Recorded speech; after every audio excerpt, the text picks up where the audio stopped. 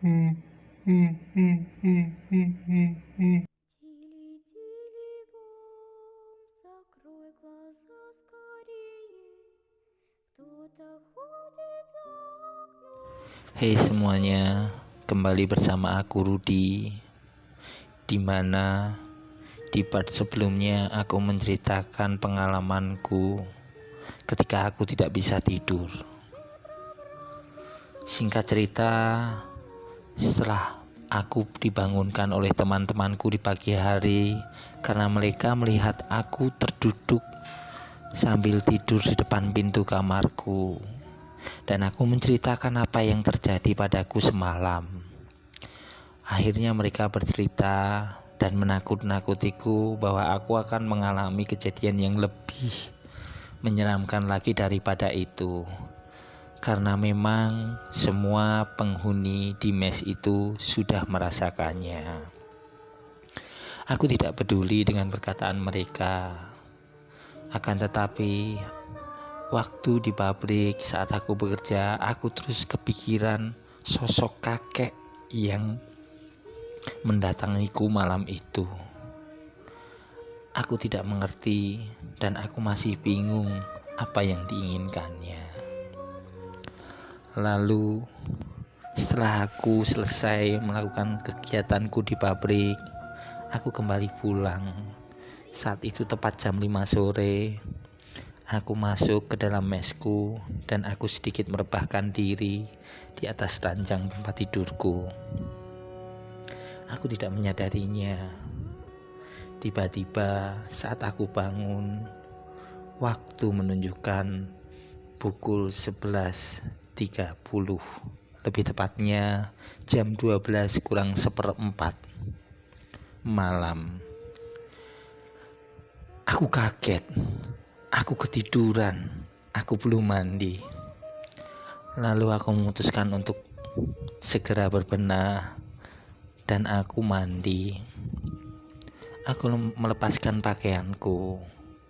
Lalu aku menengok ke depan kamar mandi, di mana kamar mandi itu dipakai bersama-sama teman-teman mesku.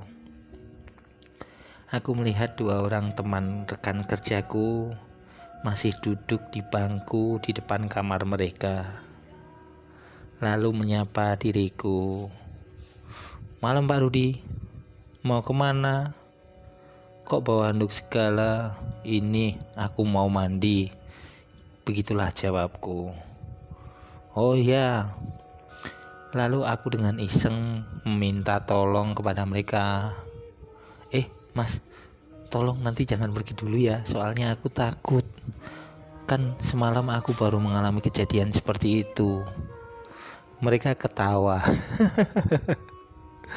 "Wah, Bapak ada-ada aja. Ya udah kami temani Pak, tapi kami di depan ngobrol di sini. Kan kamar mandinya cuma di seberang situ." Aku lalu berkata kepada mereka, "Oh ya, makasih ya." Nah, setelah itu aku masuk ke kamar mandi. Dari kamar mandi, aku sayup-sayup masih mendengar suara obrolan dan tawa mereka. Lalu aku menghidupkan keran air dan aku mandi.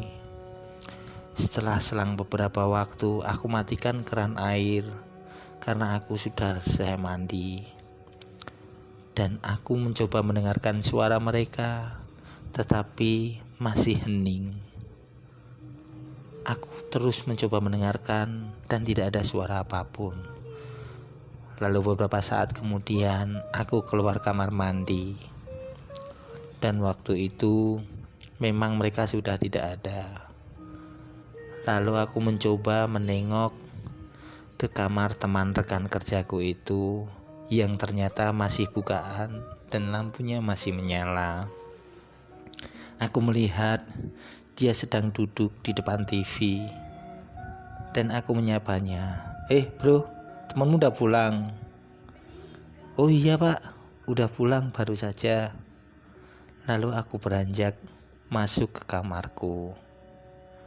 Akan tetapi tiba-tiba saat aku mau melangkah ke dalam kamarku, aku melihat sesosok pria yang berjalan melalui tangga.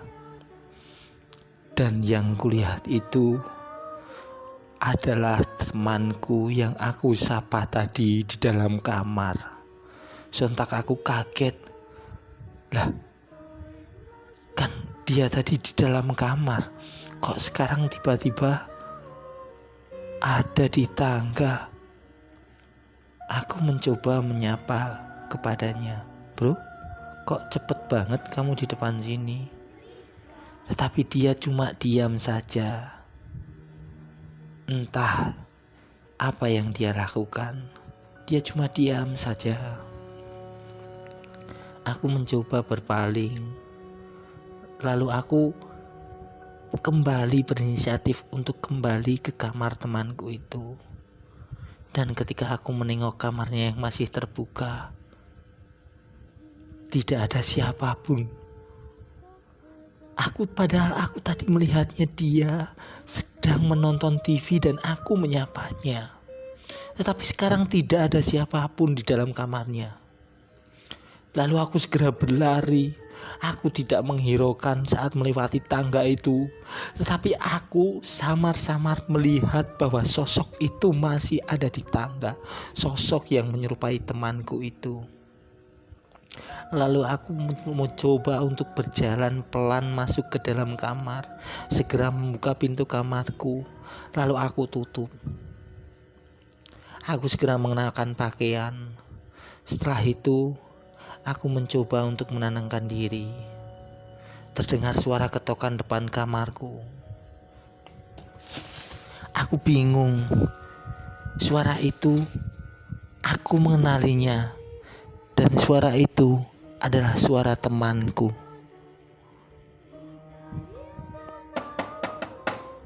Pak? Pak? Begitulah katanya. Lalu aku menjawab, siapa? Ini Joko, Pak. Aku kaget. Ya, temanku adalah Joko yang aku sapa di dalam kamar tadi, dan aku melihatnya juga di tangga tadi. Aku mulai bingung ketakutan. Pak, Bapak gak apa-apa? Dan aku melihat sesosok orang lain yang samar-samar. Dari jendela aku lihat bahwa Joko berdua dengan temannya. Lalu aku menyapanya. Jok, itu beneran kamu? Lah, iya Pak. Ini saya sama temenku. Lalu aku segera membuka pintunya. Dan aku terheran. Mereka seakan penasaran apa yang terjadi denganku. Aku bingung. Lalu aku bertanya, Jok, kamu jangan nakut-nakutin aku loh bro. Lah, nakut-nakutin apa Pak? Kamu tadi di dalam kamar nonton TV sendirian. Aku sapa, lalu tiba-tiba kamu di tangga. Aku sapa diem aja. Tetapi yang membuatku lebih kaget adalah, lah Pak, yang di dalam kamar siapa?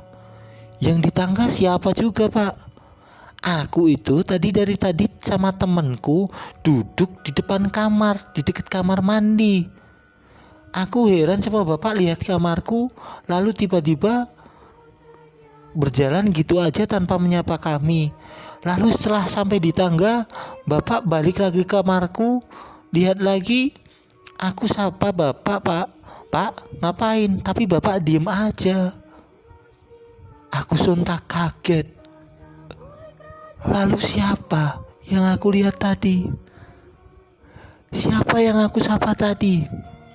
Lalu Joko menjelaskan, kami datang ke sini Pak, mau tahu kenapa Bapak lari ke dalam kamar. Aku sontak lebih kaget. Dan yang membuatku paling kaget adalah ketika aku menoleh ke belakang mereka, aku melihat sosok kakek itu datang lagi dengan membukukan badannya, serasa ingin duduk di kursi.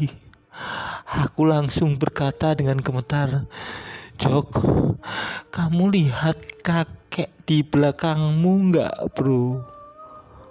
Lalu sentak, mereka menoleh ke belakang. Tidak, Pak.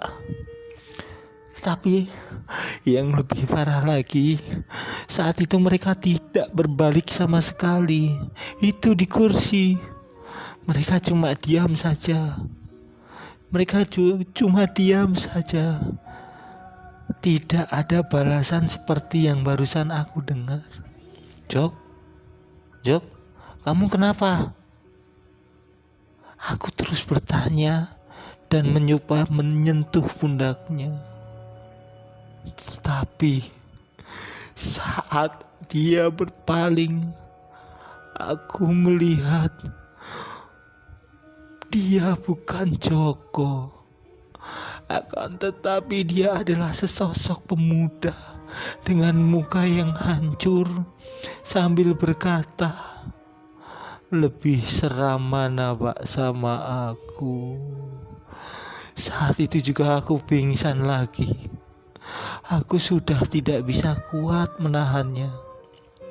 Dan entah bagaimana paginya aku dibangunkan oleh rekan-rekanku. Aku memarahi Joko. Lalu dia bilang kepadaku, "Oh, sudah ketemu ya, Pak?" "Ah, kamu jangan main-main, bro," kataku. "Oh, berarti Bapak udah didatengin tuh, Pak, sama yang penghuni paling seram di sini." "Ya udah, Pak, mereka cuma mau kenalan." "Kenalan dari Hong Kong apa?" aku menjawab dengan agak kasar. Dan ternyata dari situ aku mendengar semua cerita-cerita, pengalaman-pengalaman yang dialami teman-temanku. Sekian ceritaku. Kalaupun mungkin ada kesempatan, aku akan menceritakan bagaimana pengalaman teman-temanku saat berada di mes itu dan ketika baru mereka menginjakkan mes itu. Oke semuanya, jangan lupa subscribe, komen, like, dan share. Bantu channel ini untuk upload 3 kali sehari. Terima kasih.